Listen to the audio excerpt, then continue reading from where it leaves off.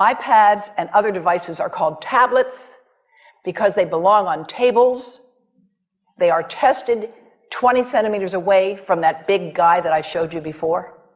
20 centimeters away. They are not approved to be held in the laps of little children, although millions of kids are having them now in schools because the people involved in educational technology and those involved in public health research are not talking to one another. Because if they were, they would understand that you're giving children a two-way microwave radiating device, and if you must give them such a device for learning purposes, put it on airplane mode so that it's not sending and receiving signals as it does otherwise. Now, this is some new modeling, again, that we've developed with colleagues in Brazil, and we can share with you how we've done it. We first start out with the MRI and create the model with 1 millimeter voxels, and this is quite a bit of work goes into creating this, and here is what it looks like after a period of 6 minutes. And that's really not as bad as it might look because you see the red area only gets partway through the eye of the adult, right? The one that we're really concerned about is this one with the young child. And this is a 3-year-old brain that we modeled. And you see that by the end of that 6-minute call, the peak radiation, yellow and red, is getting all the way into almost both eyes. And again, this is one call, and it's not going to kill anybody. It may not cause any biological effect whatsoever for 1 call or 2 calls or 3 calls. But the question is, what's the cumulative impact of this kind of exposure? How do we evaluate it? And I want to show you an example of some of the work that we are doing now that I'm releasing here for the first time. And this is a modeled microwave radiation dose of a 6-year-old with greater levels to the frontal and temporal lobes, eyes and cheek. And watch this here.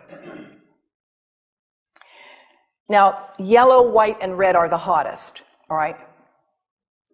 And if you look carefully, you will see it's going into the eye, the nose. Do it again, just so you'll get to see it. And partly into the brainstem. Now, that's just showing you that there's going to be some exposure into that area of a young head. It doesn't tell you that there's any biological effect, right? Now, the next slide is going to show you something that might be of interest to students and faculty here. And that has to do with exposure to the reproductive organs. We call them the gonads. I think you say the testicles. And bone marrow. And look here at the radiation as it gets into the groin area. And that's just from having a mobile phone modeled into the pocket. And this, again, is based on a normalized SAR with a dipole antenna.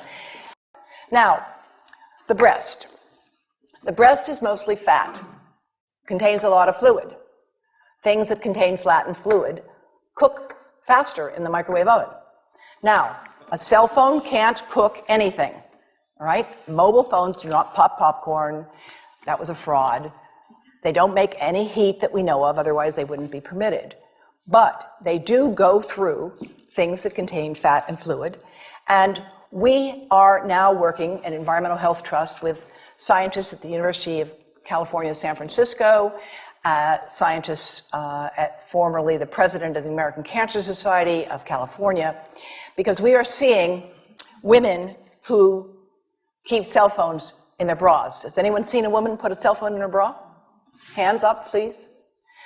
Please tell them you've heard now why they shouldn't do that. And here I want to show you our first case report from 2009, and we now have many more. This was a Chinese-American woman who used her cell phone 4 hours a day in her bra for 10 years while she was driving. Now, and you drive with a phone on your body.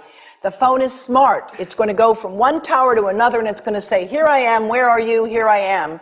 And it's going to be going to max power each time it moves from one cell tower to another.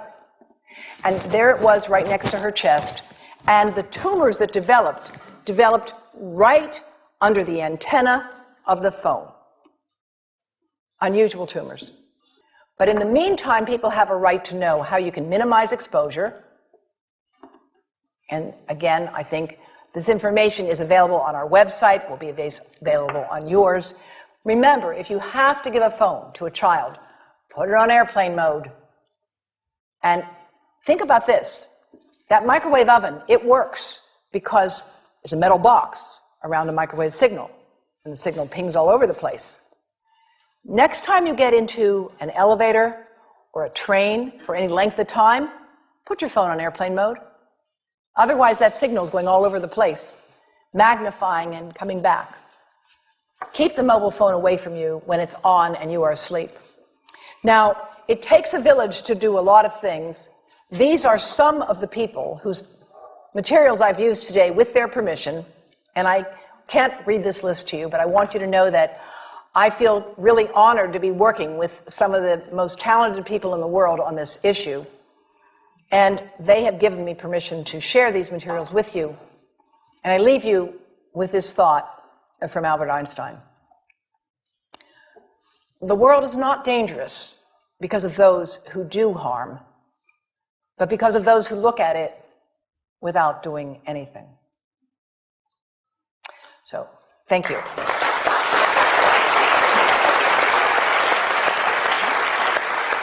Thank you.